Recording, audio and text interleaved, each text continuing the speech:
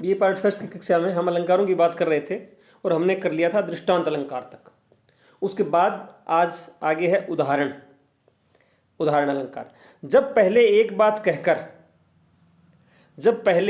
बात कहकर उदाहरण के रूप में दूसरी बात कही जाए तथा दोनों बातों को ज्यों जिमी जैसे आदि किसी एक उपमावाचक शब्द से जोड़ दिया जाए, वहां उदाहरण अलंकार होता है। देखिए दृष्टांत में हमने क्या कहा था?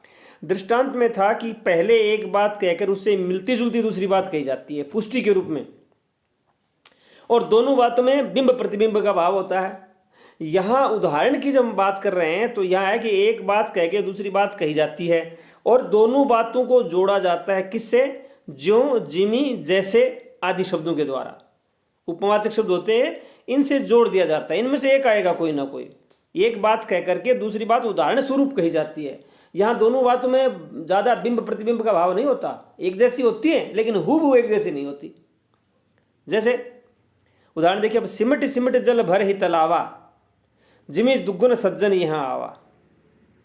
सिमट सिमट जल, पानी जो है वो इकट्ठा हो करके भर ही तलावा, तालाब में आ रहा है। जिमी दुगुन सज्जन यहां आवा, ऐसा लगता है जैसे सज्जन दुगने रूप में यहां आ रहे हैं।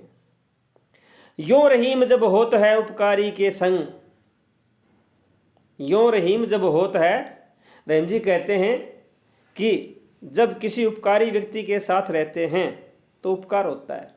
बात कह दी एक, अब उदाहरण के रूप में दूसरी बात कहते हैं। कैसे? जो बांटन हारे के लगे जो मेहंदी को रंग, कि जिस प्रकार उदाहरण दिया है यहाँ कि जिस प्रकार बांटने वाला व्यक्ति जो है उसको मेहंदी अपने आप ही लग जाती है, उसको लगाने की आवश्यकता नहीं है, उसी प्रकार उपकारी के साथ रहने से उपकार स्वतः ही हो जाता है। इस प्रकार देखिए एक और उदाहरण देखिए, तत्व कहत ज्ञानी पुरुष बात विचारी विचार। तत्व कहत ज्ञानी पुरुष, ज्ञानी पुरुष जो होते हैं वो सार को ग्रहण कर लेते हैं, अच्छी चीजों को ग्रहण कर लेते हैं। कैसे? विचार करके।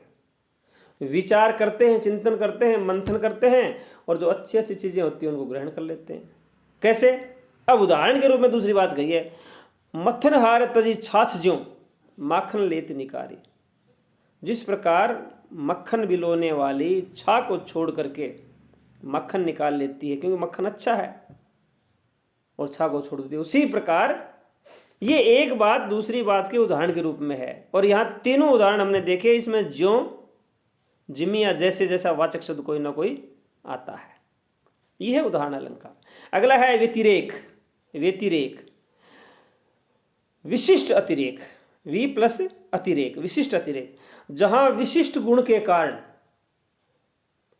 जहां विशिष्ट गुण के आधार पर उपमेय को उपमान से अधिक श्रेष्ठ, उपमेय को उपमान से अधिक श्रेष्ठ और उपमान को उपमेय से घटाकर वर्णित किया जाए। यानी पहले तो उपमेय को उपमान के समान मान लिया जाएगा कि मुख कमल के समान सुंदर है, फिर उपमान के द्वारा उपमेय को उपमित किया जाए, और फिर जो है ना ये कह दिया जाएगा कि कमल मुंह की बराबरी नहीं कर सकता। पहले तो ये कह दिया गया मुख कमल के समान सुंदर है, लेकिन फिर जो है ना कमल को श्रेष्ठ बता, कमल को हे छोटा बता दिया जाएगा और मुख को श्रेष्ठ बता दिया जाएगा। वो कहता है वो होता है, यानी सरल भाषा में ये कहें तो उपमेय को उपमान से अधिक श्रेष्ठ वर्णित किया जाए। जहां उपमेय को उपमान से अधिक श्रेष्ठ वर्णित किया जाए वहां व्यतिरेक अलंकार होता है।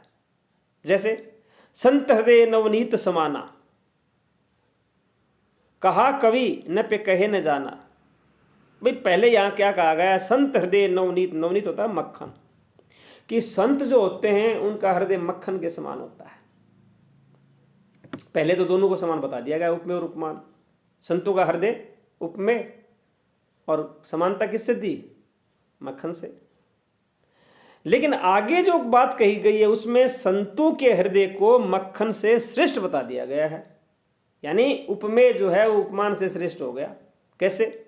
निज प्रताप दरवे नवनीता, निज प्रताप अपनी तेज से, अपनी अग्नि से, नवनीता मक्खन।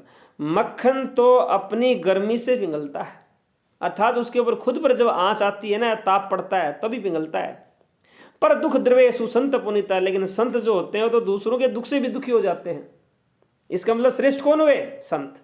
पहले तो ये कहा गया कि संतों के हृदय मक्खन के समान होते हैं, लेकिन अगली पंक्ति में कह दिया कि मक्खन तो केवल स्वयं के ऊपर ताप आने पर या स्वयं पे गर्मी पड़ने पर या स्वयं के दुख से ही पिघलता है, लेकिन संत या सुसंत अच्छे सज्जन व्यक्ति होते हैं वो तो दूसरों के दुख से भी दुखी होते हैं। यह है व्यतिरेक। और देखिए एक उदाहरण, ये पार्थ नंदन पार्थ से भी धीर वीर प्रशस्त है। पार्थ नंदन अर्जुन का पुत्र, पार्थ नंदन अर्जुन का पुत्र अभिमन्यु पार्थ से भी धीर वीर प्रशस्त है। ये तो अर्जुन से भी धैर्यवान है, वीर है। इसी प्रकार एक और उदाहरण देखिए, राधा मुख को चंद्र सा कहते हैं मतिरंक।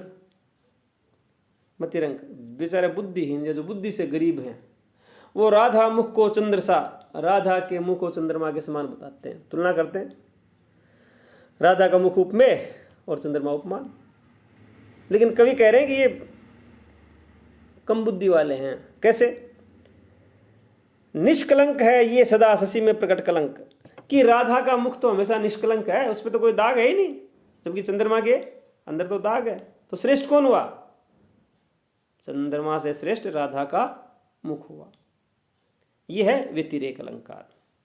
अगला अलंकार है अर्थांतर न्यास। अर्थांतर न्यास, अर्थ को जहां अर्थ का अंतर करके स्थापित किया जाए। प्रस्तुत, देखिए जहां प्रस्तुत अर्थ का अन्य अर्थ स्थापन करने से समर्थन किया जाता है। इसमें क्या होता है, कभी कभी कोई विशेष बात जो केवल एक व्यक्ति अथवा वस्तु से संबंध रखती है, कोई विशेष बात जो एक व्यक्ति अथवा एक ही वस्तु से संबंध रखती है, उसका कथन करके उसका सामान्य बात के साथ समर्थन किया जाता है, जो अनेक वस्तुओं पे या अनेक व्यक्तियों पे घटती है, विशेष पर नहीं। और कभी कभी सामान्य बात का समर्थन विशेष बात से किया जाता है। देखिए कभी कभी तो विशेष बात का सामान्य बात से समर्थन, और कभी सामान्य बात का विशेष बात से समर्थन किया जाता है, वो कहलाता है अर्थांतर न्यास। जैसे कृष्ण ने बचाया ब्रज इंद्र के प्रकोप से था। कृष्ण ने बचाया ब्रज इंद्र के प्रकोप से था, बहुत बड़ी बात है कि कृष्ण ने जो है वो ब्रज को इंद्र के प्रकोप से बचाया था। यहां पहले एक विशिष्ट बात कहेगी कि वो विशिष्ट काम था, कृष्ण विशिष्ट व्यक्ति है और उसके द्वारा किया हुआ कार्य विशिष्ट है। लेकिन फिर उसके सामान्य बात से तुलना कर दी, करते महान जन काम कौन से नहीं, कि ठीक है बड़े आदमी हैं, बड़े आदमी कौन सा काम नहीं करते, बड़े आदमी सभी काम करते हैं। अब ये बात सामान्य हो गई। यहाँ कृष्ण द्वारा ब्रज की रक्षा करना विशेष बात है, और विशेष बात का समर्थन कवि ने करते महान जन काम कौन से नहीं सामान्य बात कहकर कर दिया है। अतः यहाँ प्रस्तुत में या प्रस्तुत की स्थापना के आधार पर एक और उदाहरण देखिए, जिसके आने से सुख मिलता उसके जाने से दुख होता, सूर्योदय से सरसिज खिलता उसके बिना संकुचित होता। यहाँ पहले चरण में सामान्य बात कही गई है कि भाई जो आता है उसके आने से सुख मिलता है और वो चला जाता है तो दुख मिल जाता है, सामान्य बात है। लेकिन यहाँ फिर विशेष बात कह दी कि सूर्य निकलने पर कमल खिलते हैं और परंतु उसके अस्त हो जाने पर कुमला जाता है, और उस बात से समर्थन करा दिया गया। यहाँ प्रस्तुत में अप्रस्तुत की स्थापना करके अर्थांतर न्यास, अर्थ का अंतर किया गया है, ये कहलाता है अर्थांतर न्यास। अब है दीपक। जब प्रस्तुत और अप्रस्तुत को एक ही धर्म से अन्वित किया जाए, दीपक अलंकार में क्या होता है, प्रस्तुत और अप्रस्तुत को एक ही धर्म से अन्वित किया जाए, एक जैसा ही बताया जाता है। दीपक एक प्रकार से उपमा अलंकार जैसा ही होता है। सोहत मुख कल हास सो अमल चंद्रिका चंद। सोहत मुख कल हास सो, चंद्रमा सुंदर नहीं, सोहत मुख, मुख जो है सुंदर हंसी से शोभायमान है। अमल चंद्रिका चंद, जैसे पवित्र चांदनी से चंद्रमा शोभायमान है, उसी प्रकार से मुख जो है वो हंसी से शोभायमान है। ये दीपक अलंकार है। दीपक अलंकार के उदाहरण यद्यपि हिंदी में बहुत कम मिलते हैं। एक दो छोटे मोटे अलंकारों की बात हम और करते। एक अलंकार है अपहनति।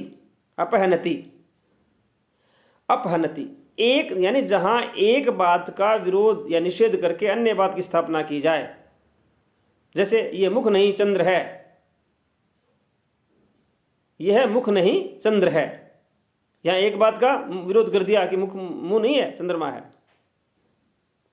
नहीं, यहां वाचक शब्द आएंगे नहीं, ब्याज, बहाने आदि, ये कहलाती है अपहनति। जैसे देखिए उदाहरण, यह मुख नहीं चंद्र है क्योंकि प्रेयसी रूपी कमलों को जलाता है। यह मुख नहीं चंद्र है क्योंकि प्रेमी रूपी कमलों को जलाता है। चंद्रमा कमलों को मुरझा देता है, सूर्य से खिलते हैं वो। वह मुख नहीं है, चंद्र ही मुख है। यह होता है अपहनति। दूसरे एक उदाहरण देखिए, अर्धरात वह उद्यो भोन, सुंदरता बरने कवि कौन, देखत ही मन भयो आनंद, क्यों सखी प्रिय मुख ना सखी चंद्र। कि नहीं, चंद्रमा कि जिसको देख के आनंद होता है, क्या सखी वो प्रीतम का मुख है? नहीं, चंद्रमा। यहां चंद्रमा की बात कह दी गई है। ये कहलाती है अपहनति। एक विशेष अलंकार और देखिए आप, विशेषोक्ति, विशेष उक्ति, विशेष कथन, जहां कारण के मौजूद होने पर भी कार्य न बने। कारण के मौजूद होने पर भी कार्य न बने। कारण है लेकिन कार्य नहीं बन रहा है। इसमें पर्याप्त अथवा पूर्ण कारण होने पर भी कार्य में बाधा होना पाया जाता है। जैसे देखो दो दो मेघ बरसते मैं प्यासी की प्यासी, यानी बादल अगर बरसे तो प्यास बुझनी चाहिए, कारण तो है लेकिन फिर भी प्यास नहीं बुझ रही है। देखो दो दो मेघ बरसते मैं प्यासी की प्यासी। इसमें कारण के रहते हुए कार्य के अभाव का कथन है और कवि ने सहज नियम को भंग करके विशेष कौशल से यह सिद्ध करने की चेष्टा की है। आंखें बरस रही हैं लेकिन प्यास नहीं बुझती। एक और उदाहरण देखिए, मूर्ख हृदय ने चेते जो गुरु मिली विरंचिरम सम। विरंच माने विधाता। मूर्ख हृदय जो है वो कभी चेतते नहीं है, चाहे उनको ब्रह्मा जैसा गुरु क्यों ना मिल जाए। ये है विशेषोक्ति अलंकार। इस प्रकार आपके पाठ्यक्रम के जो अलंकार थे वो सारे के सारे पूरे हुए। अगली बात हम करेंगे काव्य गुण और काव्य दोष। आज के लिए बस इतना ही। धन्यवाद।